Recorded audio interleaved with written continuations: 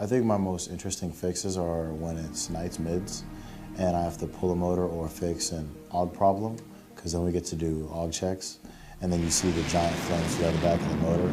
That's always my favorite. Like being an engine troop, seeing like my work physically transfer to the jet when I fixed it and I see the motor running and you see the big flame shooting out and you feel it in your chest, it's probably the best thing for me.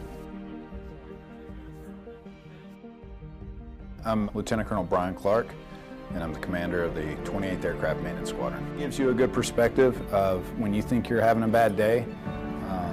You look out at these guys fighting a plane. It's a very maintenance-intensive jet, I should say.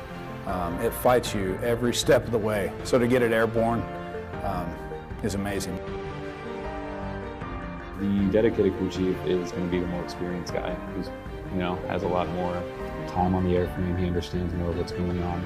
And then I am below him on the aircraft because I'm learning, I am trying to progress to get to that point. And we work together. He trains me and shows me how to be what he is.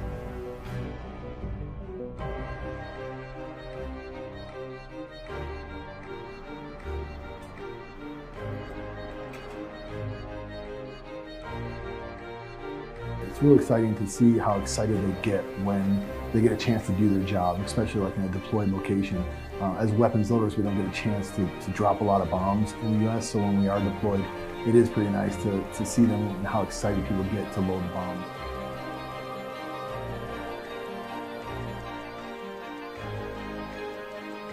They should not ever underestimate the importance of what they do.